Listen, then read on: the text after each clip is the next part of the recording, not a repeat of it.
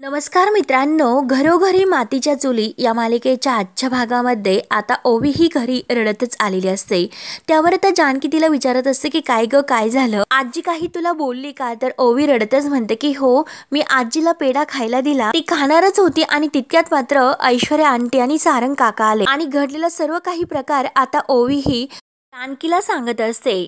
तेव्हा मात्र आता सारंग जे काही तिच्याबरोबर वागला ऐश्वर्या आंटीचं, तेव्हा आता जेवढं सर्व काही तिने जानकीला सांगितलेलं असतं हे सर्व काही आता ऋषिकेशने ऐकलेलं असतं। जानकीला आता खूप वाईट वाटतं, परंतु ऋषिकेशच्या हातातील जी काही बाजारची पिशवी आहे तर ती खाली पडते। तेव्हा जानकी आणि ओवीचं लक्ष ऋषिकेशकडे जातं। तेव्हा मात्र आता ऋषिकेशला खूप असा राग येतो आणि ऋषिकेश जानकीला विचारतो की ओवी, रणदिव्यांच्या घरी गेली होतीस ना? मी पुन्हा पुन्हा सांगून सुद्धा ओवी रणदिवे बाईंना भेटायला गेली होती। ओवी तर खूपच घाबरते आणि जानकीच्या मागे रडतच लपते। जानकी मात्र आता शांत असते तर ऋषिकेश म्हणतो की जानकी, मी काय विचारतो फक्त हो किंवा नाही एवढंच। त्यावर आता जानकी म्हणते की हो आणि पुढे ती बोलणार तर ऋषिकेश खूप असं जोरात ओरडतो की बास। तेव्हा आता ओवी खूपच अशी घाबरते आणि परत ती जानकीच्या मागे जाऊन लपते। ऋषिकेशला खूप घाबरलेली असते।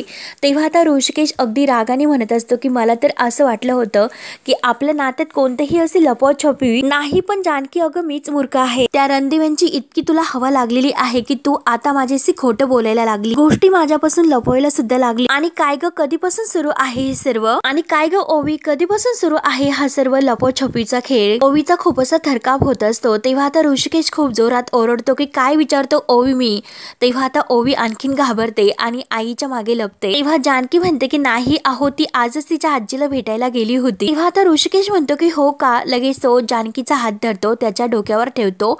शपथ घे जानकी, ओवी फक्त आजच तिच्या आजीला भेटायला गेली होती म्हणून सांग ना अगं, घे ना शपथ, गप्प का आहेस तू? तेव्हा आता जानकी आपला हात मागे काढून घेते आणि हो, ती भेटत होती असे खरं सांगते। या अगोदर सुद्धा भेटत होती आणि आजही ती तिच्या आजीला भेटायला गेली होती। त्या ओवीच्या आजी आहेत, ओवी त्यांची नात आहे। जन्म झाल्यापासून त्यांच्या अंगाखांद्यावर ओवी खेळलेली आहे, त्यामुळे त्यांना एकमेकींविषयी प्रेम आहे, ओढ आहे। मग भेटलं तर काय झालं ऋषिकेश? तुमच्या आईवर हा राग आहे, त्याची शिक्षा तुम्ही एका आजीला आणि नातीला का देतात? मी मान्य करते ऋषिकेश, अहो माझी चूक झाली, मी नाही सांगितलं तुम्हाला, तुमच्यापासून लपवलं कारण मला माहिती होतं हे तुम्हाला नाही आवडणार आणि त्याही पेक्षा या सगळ्याचा तुम्हाला खूप त्रास होईल हे मला सुद्धा माहिती होतं। तेव्हा आता ऋषिकेशला आणखीन वाईट सुद्धा वाटतं आणि राग सुद्धा येतो। जानकी आपल्या डोळ्यातील पाणी पुसते आणि ऋषिकेशला म्हणते की ऋषिकेश प्लीज, तुम्ही तरी सुद्धा थोडस समजून घ्या ना। आईंना आणि ओवीला एकमेकींविषयी खूप अशी ओढ आहे, प्रेम आहे, त्या जर एकमेकांना भेटत असेल तर काय चुकते? मला सांगा काय चुकीचं आहे? तेव्हा मात्र आता ऋषिकेश लगेच ओवीला पुढे घेतो आणि जानकीला म्हणतो की काय चुकलं? तर हे चुकलं। ओवी तर खूप रडत असते तर ऋषिकेश म्हणतो की अगं, ती नात आहे ना त्यांची, मग कुठलीही आजी आपल्या नातीच्या डोळ्यामध्ये असे अश्रू नाही येऊन देत आणि जानकी हे काही पहिल्यांदा नाही होत। या अगोदर सुद्धा त्या नालायक ऐश्वर्याने माझ्या ओवीचा हात धरून तिला फरफटत घराच्या बाहेर काढलं होतं आणि आज तो सारंग, त्या सारंगने आज माझ्या ओवीचा अपमान केला, तुसुट्यासारखी वागणूक दिली। अगं हे लहान लेकरू पेढे घेऊन गेलं होतं, अगं ते पेढे सुद्धा त्याने उधळून लावले ग, कारण ऋषिकेशने सर्व काही ऐकलेलं असतं। म्हणून आता ऋषिकेशच्या मनाला एक अशी म्हणजे भयानक ठेच पोहोचलेली असते। ओवी तर इतकी घाबरलेली असते आणि खूप अशी हुंदके देऊन ती रडत असते। तर आता ऋषिकेश म्हणतो की इतकं सगळं झालं तरी त्यावर तरी सुद्धा मी शांत राहू का जानकी? नाही जानकी, अगं तुझ्या आईतील वाघीण किती शिल्लक आहे हे मला माहिती नाही, पण माझ्या मुलीच्या डोळ्यात ज्याच्यामुळे अश्रू आले तुझ्या त्याला मी आता लांडग्यासारखा फाडून खाईन। जानकी, अगं तू काय करीन हे मला माहिती नाही, परंतु आता मात्र मी त्याला नाही सोडणार। त्यावर आता जानकी विचारते की म्हणजे ऋषिकेश काय करणार आहात तुम्ही? तर ऋषिकेश म्हणतो की या अगोदर मी त्याची कान साडात लावली होती, त्याचं कानफोड मागच्या वेळेस मी फोडलं होतं, पण आज मी काय करील हे मला माहिती नाही। म्हणून ऋषिकेश आता रागाने जायला निघतो, परंतु आता जानकी ऋषिकेशचा हात धरते आणि त्याला आडवी होते। ऋषिकेश, अहो हे काय करतात? ऋषिकेश प्लीज। तेव्हा आता ऋषिकेश म्हणतो की सोड मला।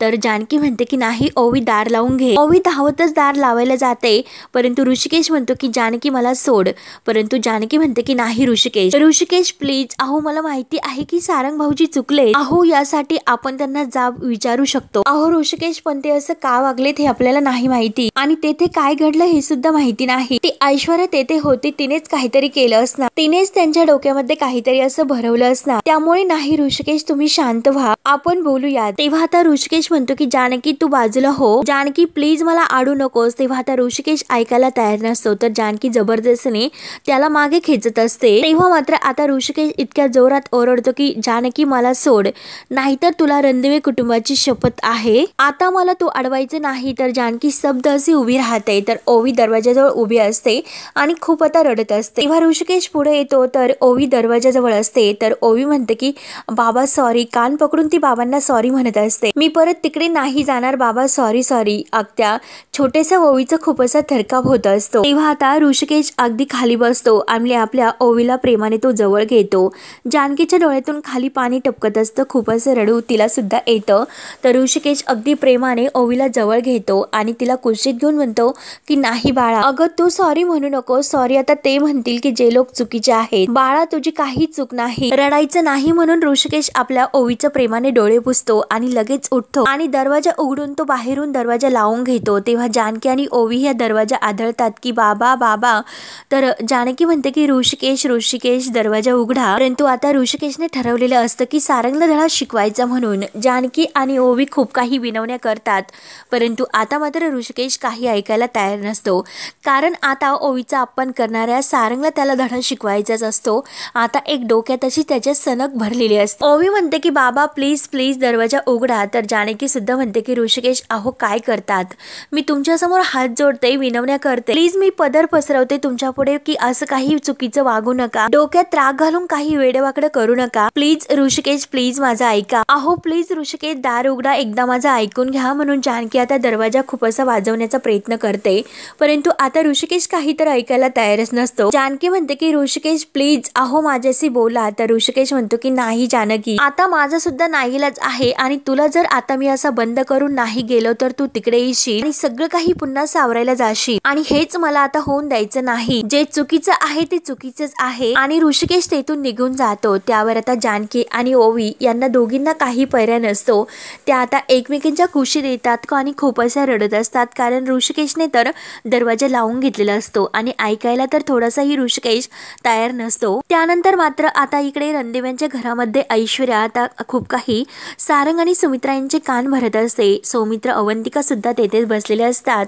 ऐश्वर्या म्हणते की नाही नाही, याला म्हणतात की जखमेवर मीठ चोळणं, म्हणजे आम्हाला हरवायचं आणि वर आम्हालाच पेढे पाठवायचे आणि ते पण कुणाकडून की स्वतःच्या मुलीकडून, म्हणजे काय की गोड गोड पेढे, गोड गोड निरागस मुलगी, म्हणजे संशय काही येणार तर नाही, संशयाला काही जागाच नाही। त्यावर आता सुमित्रा म्हणते की हो हो नका घेऊ मग संशय, अरे सारंग ओवी मला भेटायला आली होती, तुमच्या जखमावर मीठ चोळायला नाही रे। आणि तेवढ्यात मात्र आता ऋषिकेश जोरात सारंग सारंग बाहेर ये असा वरडत बाहेर येतो। तेव्हा आता सर्वांच्या कानावर हे ऐकू येतं। सारंग लगेच उठून उभा राहतो आणि सर्वांना आता धक्काच बसतो। तेव्हा ऋषिकेशला इतका राग आलेला असतो, जोरजोराने ते ओरडत असतो की सारंग बाहेर ये बाहेर ये। तेव्हा आता सर्वजण बाहेर तर येतातच परंतु नाना सुद्धा अगदी खुर्चीवर बसून ऋषिकेशचा आवाज ऐकतात आणि ते सुद्धा खिडकीजवळ येतात। तेव्हा मात्र आता ऋषिकेश बाहेर असतो तर सारंग पुढे येतो आणि काय आहे असे म्हणतो। तेव्हा मात्र आता ऋषिकेश इतका भनकलेला असतो। ऋषिकेश म्हणतो की काय रे सारंग, हिम्मत असेल तर माझ्यावर ओरड, एवढ्याशा लहान लेकरावर कसली आली रे तुला ओरडण्यात मर्दानगी। तेव्हा आता सारंग म्हणतो की मर्दांगी, अरे ऋषिकेश दादा तू तरी बोलू नको, अरे मर्द आहे ना मर्द, तो असा पाठीमागून वार नाही करत, अरे सारंग मी तर कधी तसं काही केलं नाही, अरे जेव्हा जेव्हा मला राग आला तेव्हा समोर येऊन मी तुझं थोबड फोडलाय असे ऋषिकेश सारंगला स्पष्ट असे उत्तर दे। तेव्हा सारंगला त्या क्षणाची आठवण होते आणि तो लगेच सुमित्राला म्हणतो की बघ ना आई कसा बोलतो ते, आणि ऋषिकेशला म्हणतो की काय रे तुझ्या मनगटात इतकी खुमखुमीत असेल ना मग स्वतःच्या पोरीचा वापर करून घेण्याची सुदबुद्धी तुला कशी झाली। तेव्हा आता ऋषिकेशला राग येतो, ऋषिकेश धावून येतो परंतु तरी सुद्धा स्वतःला शांत करतो आणि काय बोललास असे पुन्हा विचारतो। नानांना आता हे सर्व पाहून अगदी वाईट वाटत असतं। नाना स्वतःच डोकं काही आहे तर त्याला हात मारून घेत असतात, म्हणजे काय नेमकं हे काय पाहतो म्हणून नानांना आता एक असा प्रकारचा धक्का बसतो आणि सुमित्राला सुद्धा हे काही बघवत नसतं। त्यावर आता ऋषिकेश म्हणतो की काय बोलला सारंग तुम्ही, आणि मी माझ्या मुलीचा वापर करतो। तेव्हा सारंग म्हणतो की पग कसं नाटक करतोय, जसे काही याला काहीच माहिती नाही, अरे मुद्दाम तू तर खबरी बनवून तुला इथे पाठवतो आणि येथून जाताना मात्र परत हातावर खाऊ आणि ओठावर आमच्या विषयाची बातमी देत असेल ना ती। तेव्हा आता ऋषिकेश धावून येतो। ऋषिकेश म्हणतो की मुस्काड फोडेल मी तुझं। तेव्हा सुमित्रा म्हणते की ऋषिकेश, तेव्हा ऋषिकेश लगेच आपला हात मागे घेतो आणि बाजूला होतो। तेव्हा आता नाना हे डोक्याला मारून घेत असतात की काय पाहतो हे सर्व मी. तेव्हा आता ऋषिकेश सुमित्रा समोर येतो आणि सुमित्राला म्हणतो की ऐकलत ना, तुमचा मुलगा काय म्हटला, बियांच्या खबरी काढून घेण्यासाठी माझ्या मुलीला तुमच्याकडे पाठवतो. माझ्या 9 वर्षाच्या मुलीचा वापर करतो मी. तुम्ही हॉस्पिटलमध्ये आल्या होत्या तेव्हाच मी तुम्हाला सांगितलं होतं की तुम्ही ओवीला भेटत जाऊ नका. घराबाहेर काढताना तुम्हाला वाटलं नाही का इतक्या लाडक्या नातीपासून मी कसं दूर राहू. म्हणजे आता जे काही तुमचं ओतू चाललेलं प्रेम आहे ना त्याला आवर घाला सुमित्रा रणदिवे. तेव्हा आता सुमित्रा सुद्धा खूप रडत असते आणि नानांच्या कानावर आता हे सर्व काही पडतं आणि त्यांना सुद्धा खूप असं वाईट वाटत असतं. ऋषिकेश म्हणतो की कारण तुमची माणसं ही खोट्याचं खरं आणि खऱ्याचं खोटं करायला बरोबर शिकलेत. ऐश्वर्या मात्र आता शांत उभी असते आणि हा तमाशा तिने जो काही लावून दिलेला आहे तो अगदी तोऱ्यात पाहत राहते. नानांना आता इतकं वाईट वाटत असतात. नाना अगदी खाली मान घालून डोकं मारून घेत असतात. त्यावर आता ऋषिकेश म्हणत असतो की कारण आमच्या घरामध्ये लेकी बाळीचे लाड पुरवले जातात, त्यांचा वापर करून घेण्याची रीत तर यांनी सुरू केली. ही तुमची सून ऐश्वर्या. तर लगेच ऐश्वर्या पुढे येते. ऐश्वर्या म्हणते की काय हो, माझ्याकडे बघून का बोलतात, काय केलं मी असं. तेव्हा मात्र आता ऋषिकेश म्हणतो की काय ग, टेंडर मधील कोटेशन जाणून घेण्यासाठी तू शर्वरीला आमच्या घरी तूच पाठवलेलं होतं ना. तेव्हा मात्र आता हे सर्व ऐकल्यानंतर सर्वांना खूप मोठा असा धक्का बसतो. सर्वजण अगदी ऐश्वर्याकडे पाहायला सुरुवात करतात. ऋषिकेश म्हणत असतो की तुझीच अक्कल होती ना ती, सांग ना अगं, दुसऱ्यांच्या गरजांचा पायरी म्हणून वापर तुम्ही करायचा आणि म्हणतात तर काय माझी मुलगी खबरी आहे, लाज कशी वाटत नाही तुम्हाला हे सर्व बोलताना. तेव्हा ऐश्वर्याला याचं काही घेणं देणं नसतं. ऐश्वर्या म्हणते की मग कशाला पाठवायचं तुमच्या मुलीला आमच्या घरी, का येते ओवी येते घरी. तेव्हा आता ऋषिकेशला खूप असा राग येतो. ऋषिकेश म्हणतो की बास ऐश्वर्या, तुझ्या घाणेरड्या तोंडातून माझ्या मुलीचं नाव सुद्धा घ्यायचं नाही. तेव्हा आता असे म्हटल्यानंतर सारंगला तर खूप असं लागतं. सारंग लगेच म्हणतो की दादा हे पग, अरे तोंड सांभाळून बोल, त्यांच्याशी व्यवस्थित बोल, नाहीतर पग. तेव्हा आता ऋषिकेशला सुद्धा खूप असा राग येतो. नाहीतर काय करशील रे तू. तेव्हा सारंग म्हणतो की हो हो चल, मी तुला नाही घाबरत. तेव्हा आता सारंग आणि ऋषिकेश या दोघांमध्ये तुंबळ अशी मारामारी झुपते. आता सौमित्र पुढे येतो. सौमित्र त्या दोघांना म्हणतो की बस करा, काय चाललं तुमच्या दोघांचं यार. नाना अगदी जीवाचं रान करून हे सर्व पाहण्यासाठी अगदी डोकं वरवर करून पाहत असतात. तेव्हा सौमित्रा खूप अशी रडत असते आणि अवंतिका सौमित्राला समजावते. त्यावर आता इकडे ओवी आणि जानकी दरवाजा आदळत असतात की बाबा बाबा दरवाजा उघडा. जानकी म्हणते की आता ऋषिकेश रागाच्या भरात काहीतरी करणार तर नाही ना. जानकी आता हतबलून खाली बसते, डोक्याला हात लावते की अरे देवा हे काय झालं. तेव्हा आता जानकी खूप अशी रडत असते. तेव्हा ओवी सुद्धा आता तिच्याजवळ बसते आणि रडतच विचारते की आई अगं तिकडे काय होत असेल, मला खरंच आई खूप भीती वाटते, माझ्यामुळे आज बाबा आणि सारंग काका या दोघात भांडण होत असेल का. त्यावर आता जानकी म्हणते की नाही ओवी तू असा विचार करू नको. आणि ओवीच्या डोळ्यातील पाणी ती आपल्या हाताने पुसते आणि ओवी तुझ्यामुळे काही होत नाही, कळलं ना तुला. तेव्हा ओवी काही रडायची थांबत नाही आणि आई असं काय, काही होत नाही असं कसं, जे काही होतं ना ते माझ्यामुळेच होतंय, जर मी आजीला भेटायला गेले नसते तर हे झालंच नसतं. तेव्हा ओवी खूप असे रडत असते. तर जानकी म्हणते की नाही ग राजा, अगं खरं तर कोणालाच कळत नाही की अगं या दोन्ही घराला जोडणारा दुवा आहेस ग तू. म्हणून आता ओवीला प्रेमाने जानकी आपल्या मिठीत घेते आणि हे सर्व समजावत असते की अगदी प्रेमाने, अगं ओवी तू लहान आहे वयाने पण खरं शहाणपण तुझ्यात आहे. ओवीच्या डोळ्यातील पाणी पुसून ती ओवीला म्हणते की तुझ्यातील निरागसपणा ह्या मोठ्यांनी शिकायला हवा. तेव्हा आता ओवी रडतच म्हणते की आई अगं ते सर्वजण मोठे आहेत, मग का घेत नाही हा सर्व शहाणपणा. तेव्हा आता जानकी ओवीला समजावते की बाळा तूच म्हणाली ना अगं मोठी माणसं, मग हे बघ माणसं जसजशी मोठी होत जातात तसतशी त्यांची इगो सुद्धा खूप मोठी होत जातात आणि एक वेळ अशी येते की माणसाला त्याच्या स्वतःपेक्षा त्याचा इगो मोठा असतो असे वाटायला सुरुवात होते. त्यावर आता ओवी म्हणते की आई अगं पण तू तशी नाही ना. का ग आई, सगळेजण तुझ्यासारखे नाहीत. म्हणून ओवी पुन्हा आता जानकीच्या कुशीत येते आणि रडत असते. तेव्हा मात्र आता जानकी तिला जवळ घेऊन ती सुद्धा खूप रडते आणि मनात म्हणते की जे लहान मुलांना कळतं ते मोठ्या माणसांना का कळत नाही. ऋषिकेश सुद्धा आता तावातावात निघून गेले, तेथे काय होत असेल. तेव्हा मात्र आता इकडे सौमित्र हा ऋषिकेश दादाला म्हणत असतो की अरे दादा काय करतोस, तू मोठा आहेस, तू तरी समजून घे. तेव्हा ऋषिकेश म्हणतो की अरे आयुष्यभर मी समजूनच घेत आलो, तेच करत आलो आणि त्याच समजूतदार शहाणपणाची किंमत आजपर्यंत मी मोजत आलो.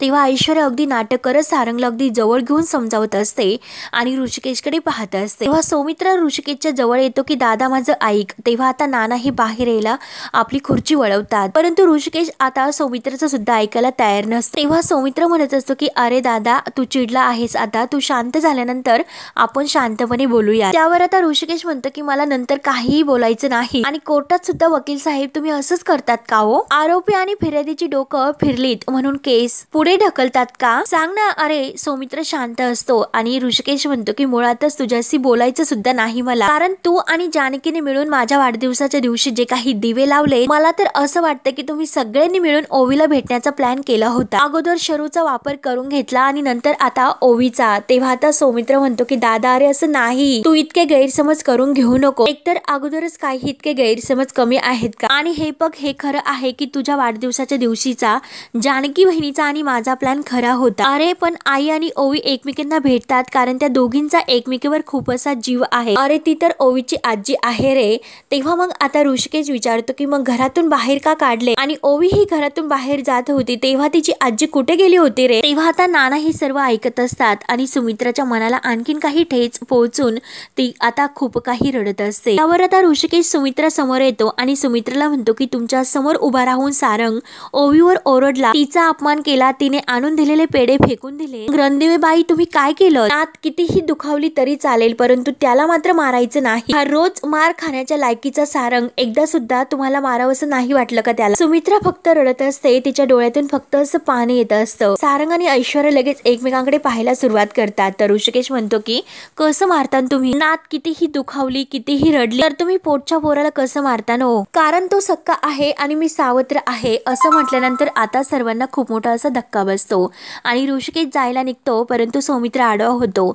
सौमित्र म्हणतो की दादा अरे प्लीज असं काही बोलू नको, अरे आईला खूप असं वाईट वाटतं. तेव्हा आता ऋषिकेश म्हणतो की हो हो बरोबरच आहे, त्यांना किती वाईट वाटतं एवढंच फक्त तुम्हाला दिसतं. पण सौमित्र अरे असं झालंय आहे की एखाद्या पोराला हात मारून मारून सुजले तरी सुजणाऱ्या हातासाठी तुमच्याकडे हळहळ आहे, परंतु एखाद्या पोराच्या म्हणजे पाठीवर जे काही वळ आहेत ना ते कधीही तुम्हाला नाही दिसत, त्याकडे कधीही तुमचं लक्ष नाही जाणार. तेव्हा आता ऋषिकेश असं म्हटल्यानंतर सौमित्र खाली मान घालतो, त्याला सुद्धा खूप असं वाईट वाटतं आणि सुमित्रा तर अगदी खूप अशी रडत असते. तेव्हा अवंतिका ही सुमित्राला आवरते तर सौमित्राचं आईकडे लक्ष जातं आणि आता सौमित्राच्या डोळ्यात सुद्धा आईची ती अवस्था बघून पाणी येतं. तेव्हा अवंतिका म्हणते की आई प्लीज शांत व्हा. तेव्हा सौमित्र म्हणतो की झालं का तुझं? अरे येथे ओवीला सारंगने रडवलं आणि तू इथे येऊन आईला रडवलं, इथे सगळ्यांना वेड लागलंय. तेव्हा आता ऋषिकेश म्हणतो की तू शहाणपणा शिकू नको, जस तर बनूच नको, कळलं ना तुला? तू मध्ये पडू नकोस, तुझा शहाणपणा तू तुझ्या जवळच ठेव. तेव्हा सौमित्र म्हणतो की नाही ठेवणार दादा, मी बोलणार.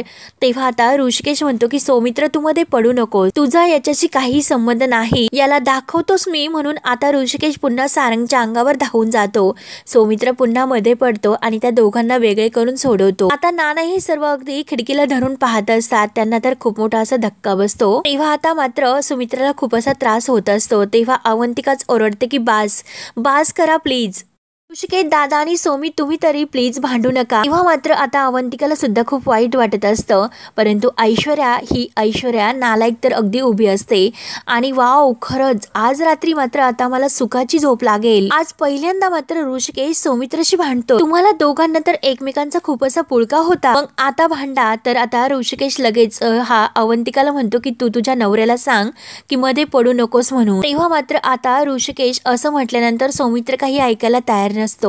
सौमित्र म्हणतो की मी सांगितलं ना मी मध्ये बोलणार, प्रश्न माझ्या कुटुंबाचा आहे, माझ्या माणसांचा आहे. अरे त्याच्यामध्ये तू सुद्धा येतो. तर ऋषिकेश म्हणतो की अजिबात नाही, स्पष्ट शब्दामध्ये म्हणतो की अजिबात नाही, मी तुझ्या माणसामध्ये नाही येत सौमित्र. असं म्हटल्यानंतर आता सर्वांना एक धक्का बसतो. ऋषिकेश अगदी कडक ह्या अगदी तुटक्या शब्दात म्हणत असतो की ना माझी बायको, ना माझी मुलगी आणि मी तुमच्या कुटुंबात नाही येत. आणि हेच सांगण्यासाठी मी इथे आलोय म्हणून आता ऋषिकेश पुढे येतो आणि सुमित्राच्या समोर येऊन तो पुन्हा म्हणतो की सुमित्रा रणदेवे, अहो खरं तर मी तुम्हाला सांगायला आलो, पुन्हा जर हे असं काही होऊ नये असं तुम्हाला वाटत असेल तर आता ऋषिकेश पुन्हा सुमित्रा समोर हात जोड, प्लीज माझ्या ओवीला यापुढे भेटू नका, कारण आज मी पुन्हा एकदा तिच्या डोळ्यात आलेलं हे पाणी बघितलंय. ऋषिकेशच्या डोळ्यात सुद्धा पाणी येत असतं आणि त्याने चक्क हात जोडलेले असतात. तेव्हा मात्र आता ऐश्वर्याच्या अगदी मनासारखं होत असतं, तिला तर हसू येत असतं, परंतु बाकी सर्वांना आता खूप असा धक्का बसतो ओवीला भेटायचं नाही म्हटल्यानंतर. आणि आता ऋषिकेश खळखळ रडत असतो आणि म्हणतो की जर पुढे काही याबद्दल काही झालं तर याला मात्र जो कोणी जबाबदार असेल त्याला मी नाही सोडणार. सारंगकडे बघून म्हणतो की कळलं का. सारंग तर रागाने आता ऋषिकेशकडे पाहत असतो आणि ऋषिकेश आता तेथून निघून जात असतो तर सुमित्रा त्याच्या मागे मागे येत असतो. सारंग आणि ऐश्वर्या तोऱ्यात आतमध्ये जातात, परंतु सुमित्रा मात्र खूप अशी रडत असते आणि अवंतिका तिला धरून समजावते. त्यावर आता इकडे लगेच जानकी आणि ओवी देवासमोर देवघरात येतात आणि देवघरासमोर देवाला हात जोडतात की देवा, अरे आता हे कुठलं नवीन संकट आलं. ऋषिकेश डोक्यामध्ये राग घालून गेले, त्यांच्या हातून काही अनर्थ घडायला नको, गोष्टी इतक्या टोकाला जाता कामा नये. देवा अरे तूच आता काहीतरी असा चमत्कार घडव आणि क्लेश भांडणं सगळं काही दूर परतून लाव रे. अरे देवा सगळं काही दूर परतून लाव रे देवा तूच काहीतरी आता बघ रे देवा. म्हणून जानकी आता देवासमोर हात जोडून पदर पसरवते आणि खूप अशी रडत असते. ओवी सुद्धा खूप रडत असते आणि देवाला हात जोडते. तर इकडे सुमित्रा नानांच्या रूम मध्ये येते आणि रडत नानांना सर्व काही सांगते की या मुलांच्या भांडणामध्ये एक ओवी म्हणजे आजी आणि नाद हारली हो. खरं सांगू का, माझ्या या घराच्या आनंदाला कायमची हो उतरती कळा लागली हो. आपल्या या घराला दृष्ट लागली म्हणून सुमित्रा खूप अशी रडत असते आणि नाना सुद्धा खूप रडत असतात. तेव्हा मात्र सुमित्रा रडतच म्हणते की खरं सांगू की कोण जबाबदार आहे हेच कळत नाही. तेव्हा नाना म्हणतात की तूच जबाबदार आहे. तर सुमित्रा म्हणते की मी. तेव्हा लगेच नाना म्हणतात की हो. नाना म्हणतात की किती असे हलके कान ठेवलेत. सुमित्रा म्हणते की हो ना, खरंच किती हलके कान ठेवले, स्वतःच्या मनाचं ऐकलं नाही, नको त्या लोकांवर विश्वास ठेवला. नाना म्हणतात की हो तेच ते. सुमित्रा म्हणते की हो बरोबर बोलतात तुम्ही, माझी चूक झाली, सर्व काही मी जानकीला घराच्या बाहेर काढले. तेव्हा आपल्या घरातील सुख शांतता सर्व काही निघून गेल आणि ते जर परत घरात आणायचं असेल तर मला जानकीला परत या घरात आणावंच लागेल. नाना सुद्धा म्हणतात की हो सुमित्रा तेच तुला करावेच लागेल. तेव्हा सुमित्रा म्हणते की नाही हो, मी हे नाही करू शकत. तर नाना म्हणतात की का. सुमित्रा म्हणते की मी काय करू हेच मला कळेनासे झाले. अहो मला फक्त इतकंच कळतं की काही वाटेल ते तरी झाले, तरी सुद्धा मला माझ्या नातीला ओवीला भेटायचं. कोणी कितीही बंदी घातली ना तरी मला माझ्या ओवीला भेटायचं, मला तिला भेटायचं. नाना म्हणतात की हो हेच सुमित्रा, मला तुझ्याकडून हवं होतं. ते नंतर मात्र आता जानकी ही देवघरावर अगदी देवासमोर डोकं ठेवून अगदी बसलेली असते आणि ओवी आता लगेच दरवाजा वाजतो. तर ओवी म्हणते की आई अगं बाबा आले. तेव्हा जानकी लगेच उठते आणि ऋषिकेश म्हणून ओवी आणि जानकी लगेच ऋषिकेशकडे धावत येतात. तेव्हा आता जानकी विचारते की काय ऋषिकेश, काय झालं, काय केलं तुम्ही. तेव्हा ऋषिकेश म्हणतो की काय जानकी, माझ्या तोंडातून ऐकायचं का, आणि काय ग कशाला, थांब ना थोडा वेळ, तुझी तिकडची माणसं आहेत ना, ते सगळं काही सांगतील तुला फोन करून.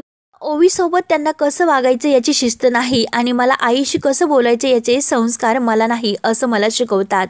तेव्हा आता ओवीला ऋषिकेश जवळ घेतो. त्यामुळे जानकी आता बास करा, तुमच्या दोघींचीही लपछपी मी आज पकडली. एक गोष्ट मात्र लक्षात ठेवू, यापुढे मात्र तुमच्या माझ्या पाठीमागे तुम्ही मायलेकी असा लपछपीचा खेळ नाही खेळायचा, कळलं ना. त्यावर आता जानकी म्हणते की या खेळामुळे तुमच्या मुलीच्या चेहऱ्यावर आनंद दिसतोय. जेव्हा ओवी ही तिच्या आजीला भेटते तेव्हा ऋषिकेश खरंच ओवीला खूप असा आनंद होतो. तुम्हीच म्हणत असतात की तुम्ही तुमच्या मुलीच्या डोळ्यात कधीही अश्रू नाही बघू शकत, मग त्याच डोळ्यामध्ये तिच्या आजीला भेटून जो काही आनंद दिसतो तो का थांबवतात. त्यावर आता ऋषिकेश म्हणतो की मला जे सांगायचं आहे ते मी तुम्हाला सांगितलं आणि त्यांना सुद्धा मी बोलून आलो की जे बोलायचं आहे ते चांगलंच धमकावलेलं आहे आणि तुम्हाला सुद्धा मी ताकीद देतो, यापुढे त्या घरातील कुणाशीही कोणतेही संबंध आपण ठेवायचे नाहीत. ना माझी बायको तिकडे जाणार आणि ना माझी मुलगी. तेव्हा आता हे सर्व ऐकल्यानंतर जानकी आणि ओवीला खूप मोठा असा धक्का बसतो आणि ऋषिकेश आतमध्ये निघून जातो. तर ओवी ही जानकीच्या कुशीत येते आणि खूप असं रडत असते, कारण ऋषिकेशने आता एक खूप मोठा असा निर्णय यांना सुनावलेला असतो. ओवी ही रडत असते तर जानकी तिच्या डोक्यावरून प्रेमाचा असा हात फिरवते आणि तिला शांत करते. तर मित्रांनो, हा भाग येथे संपतो. पुढील भागामध्ये तेव्हा ओवी ही आजीला फोन करते की आजी अगं मला तुझ्याशिवाय नाही करमत. तेव्हा आता सुमित्रा सुद्धा म्हणते की उद्या लपून छपून मी तुला भेटण्यासाठी तुझ्या शाळेमध्ये येते. त्यानंतर आता ऐश्वर्याने हे सर्व काही ऐकलेलं असतं. त्यासाठी ऐश्वर्या मुद्दाम एक प्लॅन करते आणि एका माणसाला हाताला धरून ती ऋषिकेशला फोन लावते. ऋषिकेशला असं सांगायला ती त्या माणसाला लावते की अहो ऋषिकेश रणदिवे, तुम्ही तर काय सांगतात, एकीकडे त्या माणसांचा आणि माझा काही संबंध नाही आणि दुसरीकडे काय करतात तुम्ही. तर आता सुमित्रा आणि ओवी ह्या स्कूलमध्ये एकमेकींना भेटायला येतात. एकीकडे तुमची मुलगी ही तुमच्या आईसोबत लपाछुपी खेळते आणि ऋषिकेश आता हे सर्व ऐकल्यानंतर धावतच स्कूलमध्ये येतो. तेव्हा मात्र आता सुमित्राने हे ऋषिकेशला पाहिलेलं असतं. तेव्हा आता सुमित्रा लगेच काय म्हणजे असं करते ते माहिती नाही. सुमित्रा खूप घाबरते आणि अजूनपर्यंत आता सुमित्रा काही घरी आलेली नसते. तर आता सर्वजण शोधून शोधून दमलेले असतात. तर सुमित्रा म्हणतो की आईचा आता खरंच काही तपास नाही लागत.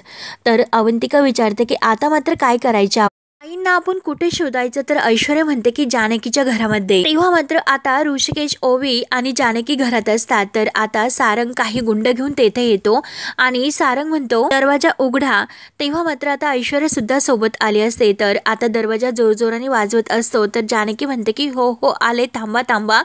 तर जानकी आता दरवाजा उघडते. तर सारंग रागाने म्हणतो की जर माझी आई सुखरूप माझ्या घरी नाही आली ना तर तुम्हाला जेलची हवा खावी लागेल सावत्र रणदिवे. मात्र आता जानकीला खूप असं टेन्शन येतं. जानकी ऋषिकेशला विचारते की अहो हे काय म्हणतात, म्हणजे आई सकाळपासून गायब आहे. तेव्हा आता ऋषिकेशच्या डोळ्यामध्ये सुद्धा खळखळ पाणी येत असतं की नक्की आता आई गेली कुठे असेल. तेव्हा आता पुढे काय होतं हे पाहण्यासाठी आपल्या चॅनलला नक्की सबस्क्राईब करत राहा. धन्यवाद.